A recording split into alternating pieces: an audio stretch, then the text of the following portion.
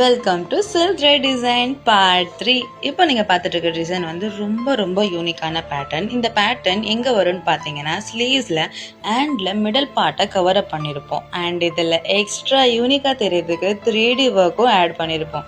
மறக்காமல் வீடியோவை எண்ட் வரைக்கும் பாருங்கள். ஃபேன்சி ஸ்டோன்ஸ் எல்லாமே நார்மல் நீட்டில் தான் ஸ்டிச் பண்ணிவிட்டு அந்த குந்தன் ஸ்டோன்ஸ் எல்லாமே B7000 வச்சு தான் ஸ்டிக் பண்ணியிருக்கேன்.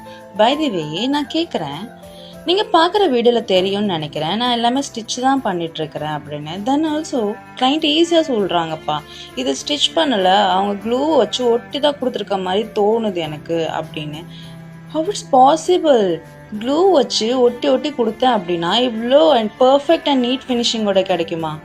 பேக் கிளாத்தில் க்ளூ போடலைன்னா ப்ளவுஸ் மிஷினில் ஸ்டிச் பண்ணும்போது ஏதாச்சும் பட்டு இழுத்து வந்துட்டு அப்படின்னா ஆட்டோமேட்டிக்காக எல்லாம் பிரிஞ்சுட்டு வந்துடும். ஒர்க் எல்லாமே வேஸ்ட் ஆகிடும். அதுக்காக மட்டும்தான் பேக் கிளாத்தில் க்ளூ அப்ளை பண்ணுறோம், ஓகேவா? அட்லீஸ்ட் ஒர்க்கை பார்த்துட்டு அப்ரிஷியேஷன் கூட சொல்ல தோணலை அப்படின்னா ஈஸியாக டிமோட்டிவேட் மட்டும் எப்படி பண்ண மனசு வருதோ தெரியல. Anyway, more then multi designs and Unix கலெக்ஷன்ஸ்லாம் பார்க்குறதுக்கு மறக்காமல் பேஜை ஃபாலோ பண்ணிக்கோங்க. யூனிக் 3D ஒர்க்கை பார்ட் 4ல் பார்க்கலாம். Stay tuned.